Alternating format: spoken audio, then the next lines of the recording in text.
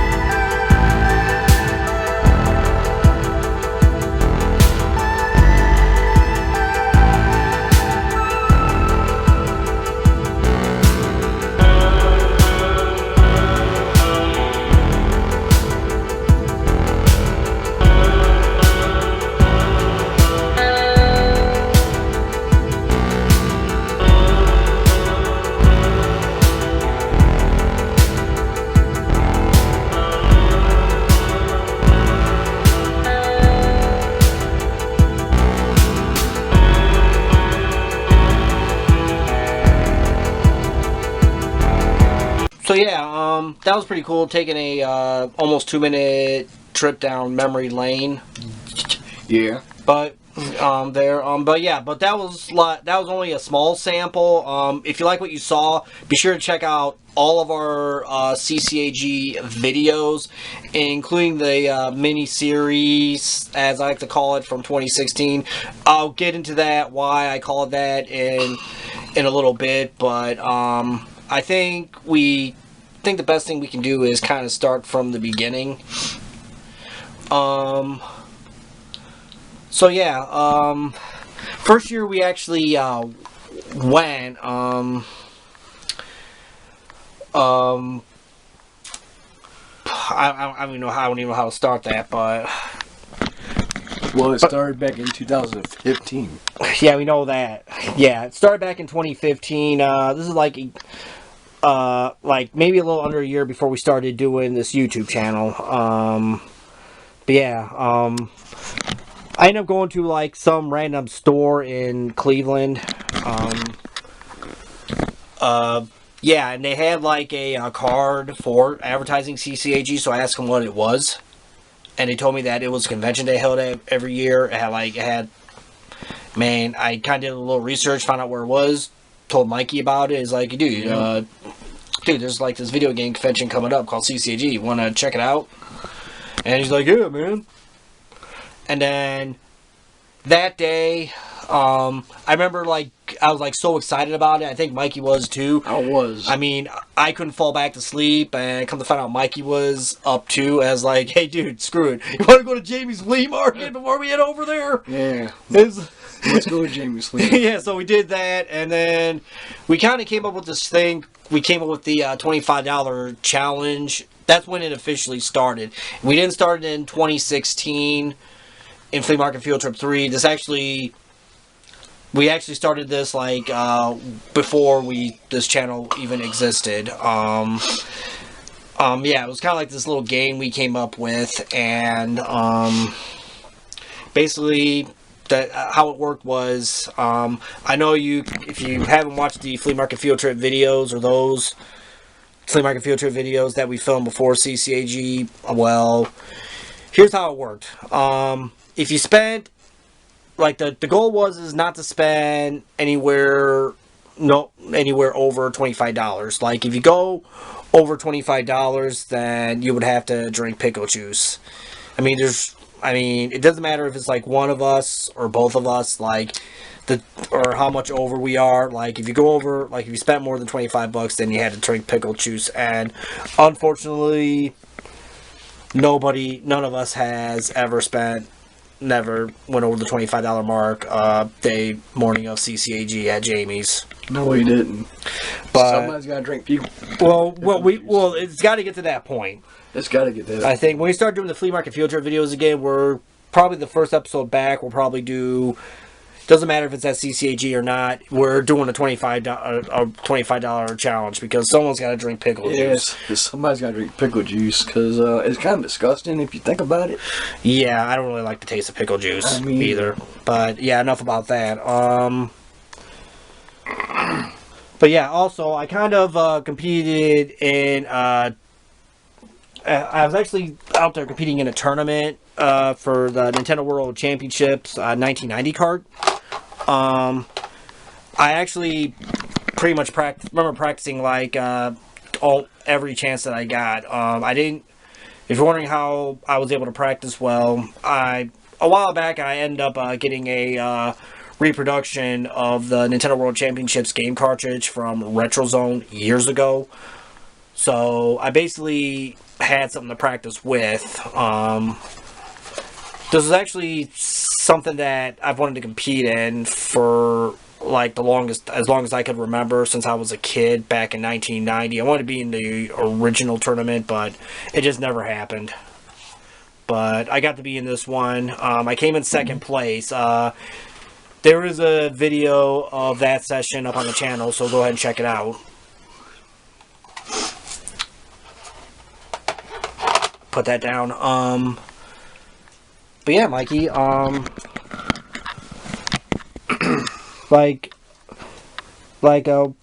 do you remember most about that first year's CCAG? Well, it was my first time going. It was both of our first time going. It was both of her time going, and yeah, I think like one of the first things, like standing in line. Yeah, like standing in a line. Like one of the first things we saw was a gray Mario Brothers fan. It literally said Mario Brothers Plumbing. Yeah, it says Mario Brothers Plumbing, and that was I never seen nothing like that before. Well, what's funny is every year that we went, I always seem to see that van every year, every freaking year. That's pretty cool. I mean, when we go back to CCAG, it's going to be a lot better show. We've actually found a lot of shit out there over the years. Yeah, we have. Shoot. Like, I know one of the things that we found out there is, like, retro gaming magazines. Dude, there's nothing like looking through an old issue, like, of Nintendo Power and GamePro. Right. I mean, just looking at that stuff now and comparing it to like magazines today, like Game Informer. There's really no comparison. No, magazines were a lot better back then. Yeah. Than like they are today. Pro. Yeah, and Nintendo Power, especially Nintendo Power. Nintendo, especially dude. That. Yeah. Especially that. Yeah. Those magazines were were awesome to look at back when you were a kid. They're awesome to look at now, compared to like the likes of Game Informer. Yeah. Nothing against GameStop or anything, but it's just not the same. One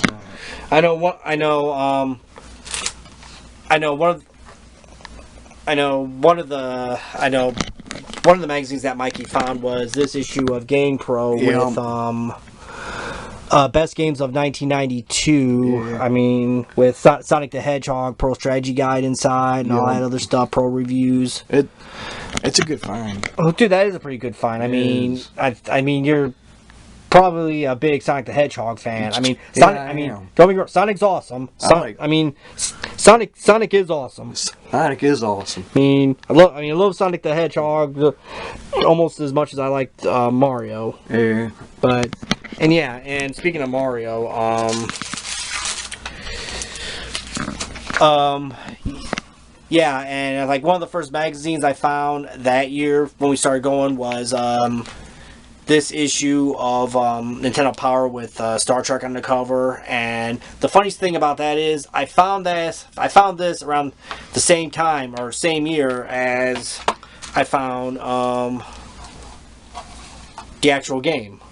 So yeah, how ironic. But as far as but I think like one of my favorite finds as far as the magazines go, found it the same day, same year, is, yeah, it's a bit expensive. It was a little bit beat up, but you don't come across this thing every day. So that's why I ended up pulling the trigger. Did I overpay? Probably, but it's like, who cares? For what it is, who cares? And that is the very first issue of Nintendo Power magazine. Yeah, yeah, I remember looking through this, sitting at a table looking through this. As I was doing that, I remember my folks, my parents, and then my aunt came up behind me while I was looking at it because they came out to watch me in the NWC tournament. Yeah, I think I was like looking at the Contra page. Yeah, you were looking at the Contra page. Contra, yeah. Yeah, there are, yeah. Oh yeah, so that, I mean, yeah, that was pretty cool for them to show up. Yeah, it was cool. Yeah, that was pretty cool. That was like a hell of a first year. Speaking of the NWC tournament, yeah, that was a reproduction I showed you, but we actually came. I don't know if I still have a picture of it or not, but I might have to look through. I might have to like look through my old stuff. I may have a pic. I may still have a picture of it, but we actually came across a real Nintendo World Championships cartridge. The real thing. This is actually a gray card used in the actual competition back in 1990, but that one was actually pretty cool to see. I've seen repros out there for sale, like a couple repros out there for sale, but seeing the real thing, I think it was just there for display, but still, nonetheless, it was pretty cool. Doubt I'll ever have, cool. Yeah, I'll doubt I'll ever have it because it's like so freaking expensive. Right. I mean, you'd have to take out a bank loan just to get that thing. Yeah, you would take out a bank loan for that. Yeah, you would have to. You would have to. Big time. Yeah, I mean that's how expensive it is. Mm-hmm. So, Mikey, do you remember, like, during the first year, do you remember the wrong way gag? Yeah, I remember that wrong way gag. Well, we were going to turn it into a running gag. Yeah, so basically, like, it was our first time there. We didn't know where the hell to go, so we ended up going accidentally. We went the wrong way. Yeah, accidentally. But then, I mean, you'll find that in the Lost video from that year. Yeah. That I filmed with an iPod. Yeah, like the first year we went, I ended up like filming like a butt ton of video clips with the iPod. Mm-hmm. Some of those videos that were up there, they were meant to go on Facebook, but every time I tried to upload, it would say file size too big or whatever. But who the hell knows? Who the hell cares? But we got them to you anyway. But anyway, yeah, we accidentally went the wrong way before we had to turn around, and then we decided to try to make a running gag out of it. So the next year, we kind of scripted going the wrong way before. I was like, dude, didn't we do this before? It's like, yeah, we did. And it's like, yeah, last you remember? Dude, I knew I was experiencing deja vu. It was like, dude, we wanted to see how far we could like run with it, or how long we could run with it. I mean, it would have been funny, but like the third year we went, we decided to just like lose the gag altogether. Right. It was a good running gag. I mean, it would have been a good running gag. Yeah, it would have been a good running gag. Yeah, and but yeah. I mean, we had a lot of we had a lot of fun times. Yeah, we have. I mean, yeah, like the time I should have picked this game up, but I spotted Color a Dinosaur for the NES, right, which is basically a video coloring book. Yeah, like that's. Yeah, so hence the term Color a Dinosaur. Yeah, Color a Dinosaur.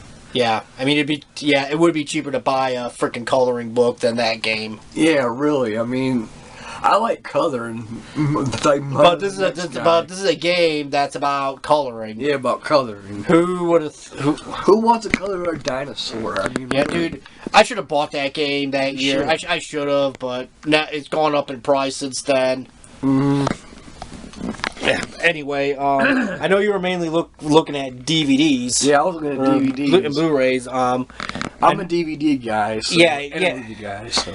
Yeah, I mean, shoot. I mean, ever since we started to go, you were trying to look for a copy of the Angry Video Game Nerd Yeah, I was movie trying on to look for Blu-ray, that, and they didn't have it, which I was not. which I own a copy of. What do you want a copy of, you idiot?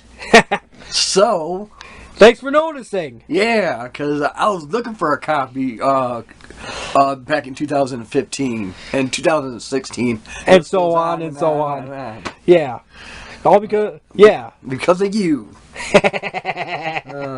But you got to order offline. Yeah. Yeah, speaking of DVDs, we've kind of had a few interesting finds out there. One of them he forgot to bring. Yes. Which was what? It was all the scary movies on Blu-ray. Yeah, you got that pretty cheap, didn't you? Yeah, I got it like for $3. That's not bad. No, $3. No, it's not bad at all. But yeah, I got a lot of DVDs. I'm sorry, folks. yeah. Mikey's more of a movie guy. I'm the video. I'm like more of the game guy. So it kind of works out. Anyway, yeah, some of the DVDs that we found over the years. Mikey found like This Adventure of Super Mario Brothers 3 DVD, and then two of them without the box. I think it's two of them with. Yeah, there's two of them in here. It's without the artwork. Well, yeah, there's artwork on the disc. Yeah, we have Super Mario Brothers King Koopa Catastrophe that for Super Mario Brothers Super Show, and then the other one, Mario's Movie Madness. That's cool that they have like the Nintendo logo on the on that DVD. That's pretty cool. That's pretty freaking cool. Is it on here? No, I don't see it, but I do see the Deke logo. This one might. I don't know if this one is for real or. I don't know, but he got them for like $1 a piece. I don't know. I mean, people. I don't mean to get off topic, but some people sell bootlegs of DVDs. Yeah, we've seen it happen at flea markets. Yeah, we've seen it happen at flea markets. Not knowing what they are, but no, it's whatever. These are like pretty cool. And then yeah, they were cool. And then I actually found these for I think $5-10 a piece. Never thought that these existed, and that is seasons 1 and 2 of the Pac-Man animated series. Yeah, I remember watching this on like the USA Network back in the day. It was also aired on Boomerang. Yeah, it was aired on Boomerang. It was a Christmas episode. Dude, they had the entire series. Yeah. But the first time I did see the Christmas episode was on Boomerang. Yeah. To tell you the truth, so you're kind of on the money there. Yeah. I seen it on Boomerang plenty of times.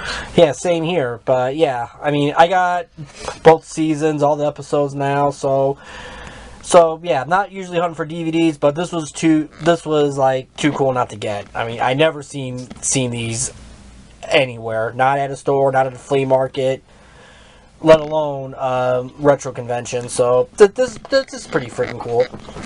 Yeah, not to get off subject a little bit. I know we already showed off some of the magazines, but I also picked up like couple random books over the years. Like how to beat arcade games. One of them is like the complete Video Warrior, how to beat the video games. Had like shows like how to play random arcade games such as Asteroids, Pac-Man, Missile Command, Centipede, among many others. And then I think like the best one out of the two of them that I found was the Video Master's Guide to Donkey Kong, one of the hardest arcade games ever. It is a hard game to beat. Yeah, it even says on the sticker, vintage, tough to find. Well, I was able to find it, and I was able to obtain it, so yeah, this game, it's a lot of fun, but it can also be a pain in the ass to play. Especially when you get to like the later levels, it gets ridiculously hard. It does. But don't I got it for the 6800. 7800? Or 7800. I got it for like multiple consoles. Right. Atari 2600, 7800, ColecoVision, Commodore 64, NES, list goes on. I even downloaded the arcade variant onto the Switch. You know, the version that has the Pie Factory level. Mm-hmm. So, but yeah, this is cool. Yeah, this was a pretty cool find there. Yeah, yeah, one of the things like they had there, of course, with T-shirts. I mean, you always got to get a T-shirt. They also had like other things to advertising the event or for the event, like this coffee mug from CCAG. This is actually pretty freaking cool. It is cool. So yeah, as you like saw in like the sample clip, as we're calling it, yes, we have come across a lot of Tiger handhelds over the years. Yeah, we have. Yeah, I know the games themselves aren't all that great, but personally, I think they're cool to collect. Because a lot of this is stuff that we had as a kid. That's what we grew up with. I mean, the Nintendo versions, though, the Game & Watch watches, they were like so freaking expensive. Yeah, they are. I mean, and and the Game Boy came out, and you almost had to be a rich kid to have one of those. Yeah. So for like a lot of us, it was either like these handhelds or nothing. And these are just like. Mikey found like a few of them, but I found like a hell of a lot. But I only selected like a few out of the whole bunch. But trust me, there are plenty more. There are plenty more. Yeah, I mean, you can find them like conventions or Jamie's Flea Market or wherever. Or at flea markets. Or flea markets. Well, especially conventions. I mean, we even seen them like complete in box out there. Yeah, complete in box. I mean. Anyway, yeah, these are just some of the ones that we found, Mikey. Yeah. I got the Terminator. Oh, this right here? Yeah. The Terminator base. Yeah. That does look pretty cool. And then... And I also got the Paperboy. Dude, what can you say? That hasn't been said. I mean, it's Paperboy. You gotta like Paperboy. I mean, it's a good game. I mean, unfortunately, it says that this has no sound. No. Well, I usually play with the sound off anyway because I think the sound sounds like crap. Yeah. In a lot of these games, so it's not really a total loss. I do have my own copy of this. Right. My own Tiger handheld of this, but the sound does actually work. But even so, I usually turn the sound off. Right, and I also got the Teenage Ninja Turtles. Oh, Ninja Turtles? Yeah. Dude, this is the one that I am jealous of, because I've been looking for a Ninja Turtles Konami handheld forever. And he jumped on it before I could. Yeah, I mean, it's a good find. I mean, it didn't have the pack to it, which kind of sucks. Yeah, but you basically snagged it before I do. Yeah. Oops, sorry. But, and my anger grows on. Yeah, I mean... And then, but anyway, some of the stuff that I found,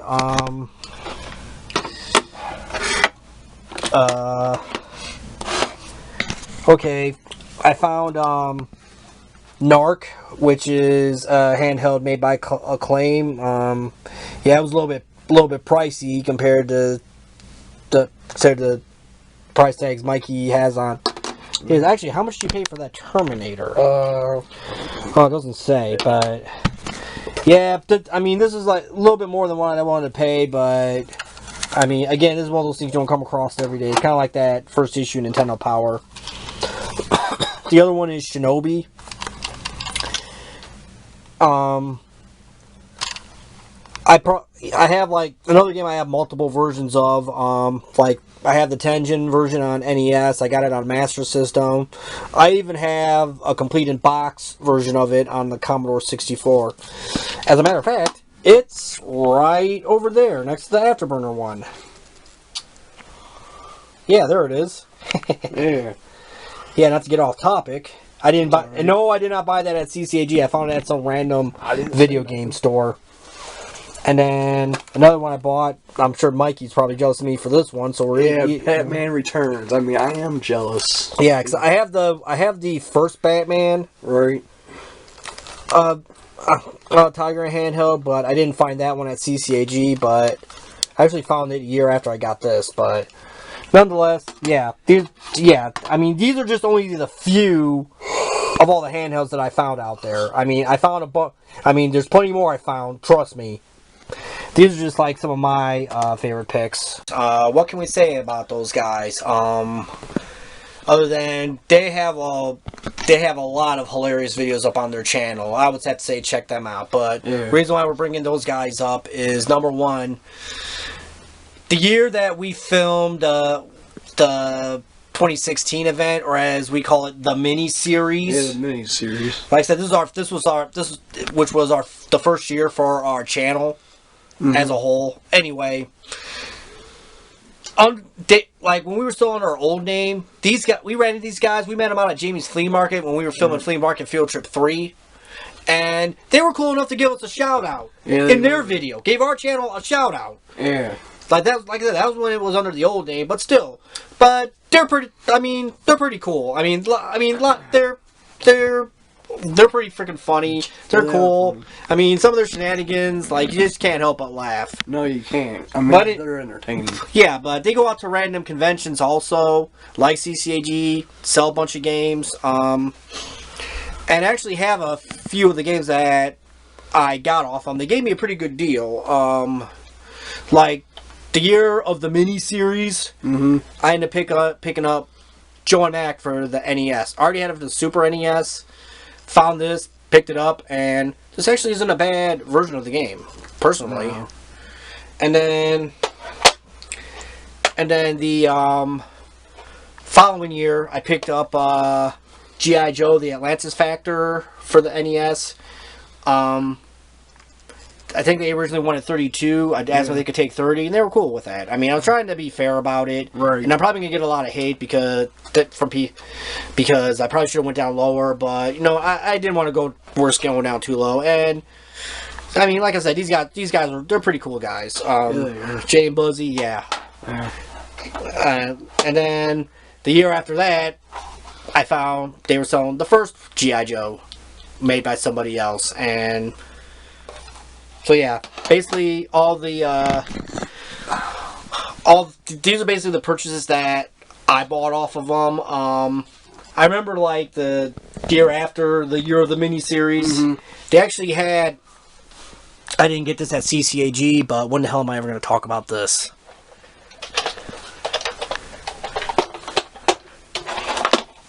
I'll put the games aside there, and they actually had one of these complete in box. And as a joke, I think I offered them like 50 cents. I mean, it had a $250 price tag, like a completed box, Rob. As a joke, I offered 50 cents. I didn't get it on camera, but I think he just laughed. They just freaking laughed. They was like, "Oh," I was like, "Yeah, we take 50 cents for that." "Oh, sure." And I forgot what he said after that, but you should have got that on camera. I mean, what? Yeah, I should have. 50 cents. Yeah, 50 cents for a Rob. Yeah, then here's like a couple of random odd finds that we found. One I was looking for a while.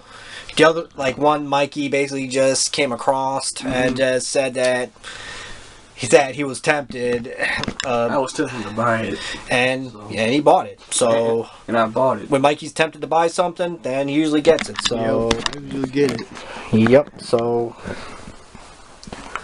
yeah, so right here we have the E.T. Nightlife. I know it's not video game related, but it's still pretty cool with glowing chests. That's pretty freaking cool. Yeah, it is cool. I mean, yeah, E.T. was the thing back then. I mean, hell, they made a Atari game out of it. Not a good one, but it's not the worst game I've ever played.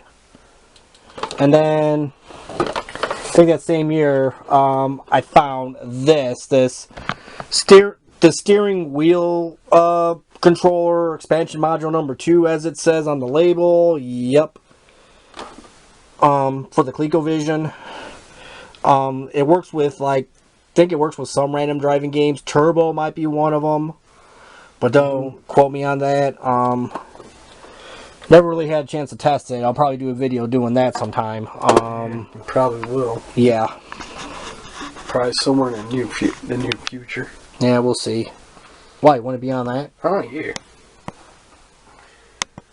Yeah, 2016, the year of the mini-series. Yeah. Well, thing with that is, like I said, it was our first year starting out, and I did not know anything about editing videos. And I didn't know YouTube had an editor. Of course, I didn't really have a computer to edit with at the time. And so basically, I just like every video that I recorded for into the first year of doing this channel, I ended up like filming it with my phone. What I did with that a lot of times is like in between shots, I would pause recording and then I would resume. So I kind of made it look like the videos were edited. They weren't. And so the deal with the miniseries, yeah, I know it was overkill. Yeah, it was. I mean, I don't know. I know there probably isn't a lot of people that would do something like this, but I mean, we love going to CCAG out so much, and we wanted like people that can't be there or couldn't be there, don't know what it was, to experience it how we did it. And like I said, so we pretty much did the best we can with what little we had to work with. I mean, there was like, we had a lot working against us. Like I said, didn't know how to edit, and then hell, I mean, you had like a couple random people blowing up your phone that had no business blowing up your phone, but we won't go into details there. I should have turned my phone off. Well, you did afterwards. Yeah, I did afterwards. I mean, I was like, hey, I kind of felt that year was kind of a make it or break it year, but then the following year, I mean, we're like the first ones in line outside. I'm setting up the camera, and we've had random people like that saw us and basically say, hey, what's up, Optimus? Or what's up, Mikey? We love your videos. Like, keep up the good work. And then I think it was one of the guys that runs the event walked up to us and basically said, I just want to tell you, I think you guys are great. I mean, you guys are really great. I go, thank you. And then, that made me feel good. Dude, that made my day. I mean, that summer, the summer of 2017, it started off rocky for me. I had some stuff go down. I won't. And I mean, personal stuff. Plus, like, the Classicon video from that year, it didn't turn out as well as I expected. But CCAG that year, I think that made up for it. The fact that people recognized us, or vendors that gave us good deals because of who we were, and like people like walking up to us. Like one guy that watched the live stream I did the night before, came up to us, and said, told me who they were. It was the same guy that he went by on the stream because he like commented in the comment box. That I was like, wow, this is cool. I mean, people know who we are, love our stuff. I was like, and in the end, that's what it's about for us. It's about you people. It's not about us. It's about you people. Like all of you, everyone that watches all of our content, we wouldn't be where we are without you. And we just want to say thank you for your support. Yeah, if you're subscribed to the channel, you watch us on social media or see our links on social media and whatever. You just like type us up in the search engine. However you watch us or however you find us, thank you from the bottom of our hearts. Thank you. I mean, we're nothing without you. No, we're not. But yeah, I mean, we're entertaining people. Yeah, I mean, 2017. That was like the year that I think that told us, but that year at CCAG, that just told us that that we pretty much, I felt that we pretty much made it, and that there are people there are people there that love what we do, and that made my day. Yeah, it made my day too. I mean, it feels like I'm famous. You know? Well, yeah, I felt that way too. It's like all the crap that we've been through before that, like during that summer, like leading up before CCHE that year. Yeah, it's like it didn't matter. It's like none of the net. Like it's like all the bad luck we had. It's like it didn't matter. And like. So yeah, that definitely made my day. And again, thank you, all of you. Thank you, guys. If it wasn't for you guys, we won't be right we are today. Exactly. Well said, man. Well said. And what would be CCAG without finding games? I mean, we love freaking games. Yeah, we do. I mean, I mean, I already showed off a few of them, but I pretty much have a few more. But I know the one year that we were just discussing, 2017. You actually had a pretty freaking cool find. Yeah, I did. I know it's not a retro game, but for what it is and for what he got it for, it was a pretty good score in my book. And we've done an unboxing video of this in the past, and it is featured in the 2017 CCAG Experience video. Check that out when you get a chance. Yeah, check it out. Among our other CCAG videos. You will like it. Yeah, but I'm talking about the NXT edition of WWE 2K17. Yeah, a game that he already had the standalone edition, and this thing was probably too freaking expensive for him when it first came out. It was. But I was able to help him get it for like a pretty good price. Yeah. I think he wanted like 85, but yeah, I was able 85 for it. But I was able to talk him into selling it for about like 50. Mm-hmm. I mean, I'm surprised I was able to get him to go that low, but Yeah. But yeah, that is pretty cool. It's a nice display piece. Yeah, it is. I gotta learn to haggle, by the way. No, dude, it's all good. And I mean, you're good at that. well, I'm not the best at it. I'm all right at it. Yeah. I mean, I do my best. Anyway, and then here's like some of the random stuff that I have found over the years. I found plenty more. Trust me. Again, these are just some random picks. Anyway, like for the Game Boy, these are two games I was definitely on the hunt for forever. One of them being Game & Watch Gallery, the first one. I got like the two on Game Boy Color and then the one on Game Boy Advance, so I have them all. And the other one is Who Framed Roger Rabbit. And what's cool about this one is, unlike the one on the NES, it's made by Capcom. And with Capcom, you can't really go wrong. Well, you can't. No, sir. And some random Genesis games here that I was looking for. Some like the earliest ones. One of them being Dynamite Duke. Is that like a shoot 'em up game? I think so. Mercs, which I think this was like made by Capcom. And another one that's also a Capcom arcade game. Damn, I'm Butterfingers. Forgotten Worlds. With this one, one thing I found out about this game is, you literally have to have the 3-button controller to be able to play it. Because I tried playing with the 6-button controller, and the game just kept screwing up. So if you want to play this game, use the 3-button controller. Because I thought it was broken at first, and then some random ColecoVision game. Actually, it's the Atari version. I just wanted to show them both at once. I got two different variants of Star Wars Arcade. This one here is for the Atari 2600, and the other one is for the ColecoVision. And then a couple random Atari Jaguar games. We have Attack of the Mutant Penguins. I found about this game through the Angry Video Game Nerd, naturally. Yep.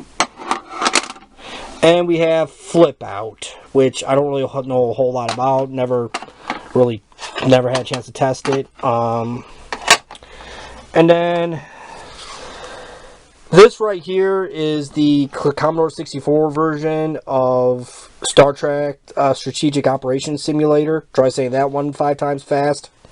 Yeah, I also go out there looking for random Commodore games. A couple of them I found on floppy disk, or some of them I found on floppy disk would be Bad Dudes, which a lot of you know know the NES game.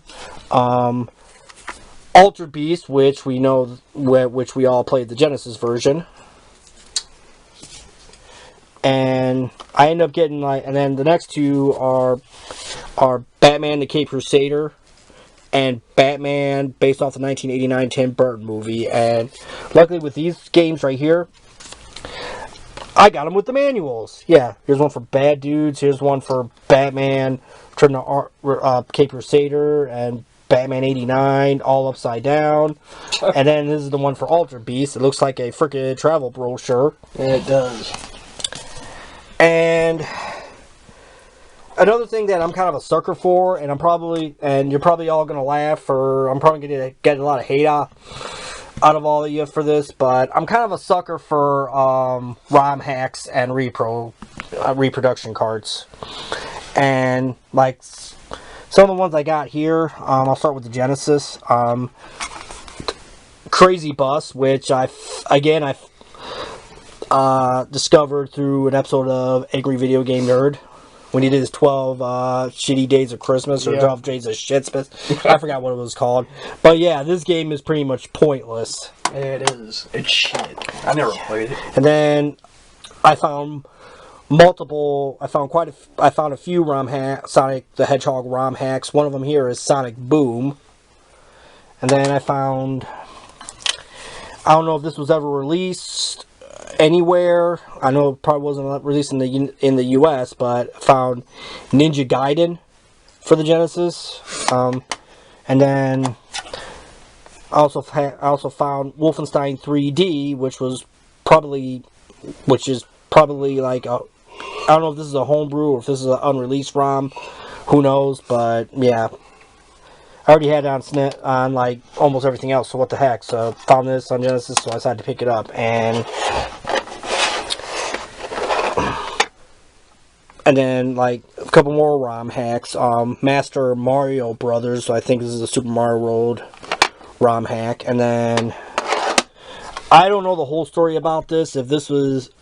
But we got Legend of Zelda BS Remix.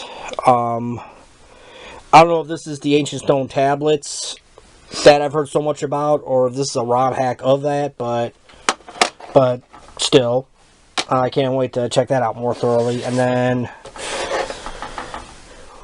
then we have Contra Revenge of the Red Falcon, which is a ROM hack of the very first Contra game. And here's Freddy vs. Jason, which is a ROM hack of Friday the 13th for the NES. We got Luigi Chronicles 2, Super Mario 3 ROM hack, Luigi Chronicles 1, which is a Mario 1 ROM hack. Kind of like how these labels look, though. They're pretty cool, though. Yeah, I like those. Pretty cool. Here's Super Mario Bros. 3 mix. Of all the Mario 3 ROM hacks I have, this is actually probably by far my favorite. Between that and Mario Adventure. It's like a remix version of Super Mario Bros. 3. And then last but not least, this is actually a reproduction of a game that was only released in Japan. Yi Are Kung Fu. I didn't really pay that much for it. So is that like a Mario game? No, it's like a fighting game. Kind of 8-bit fighting game. I don't know how to describe it. So yeah, that's gonna do it for this video. Dude, there's like a lot. We had a lot of good memories out there. Yeah, we did have a lot of good memories. And we were happy to share some of those with you. At least and then show off some of our favorite finds from like the past events. Especially since CCAG 2020 got canceled this year, and so yeah, we were happy to be able to do this video for all of you. Yeah, we are. But anyway, yeah, a lot of cool finds, a lot of memories. We met a lot of cool people out there. Yeah, we have. And most importantly, again, like we stated, we wouldn't be where we are without all of you. Hopefully next year, things will get back on track, and they'll have everything will get back on track. Yeah, they'll have normalcy. Hopefully, yeah, they'll have the event next year, and hopefully I'll be able to find some like games for this bad boy right there. Yeah, I want to find some games for this. I just got it. I want to collect for it. So that'll be the main thing I'll be looking for next year if we go, or if they have it. Yeah.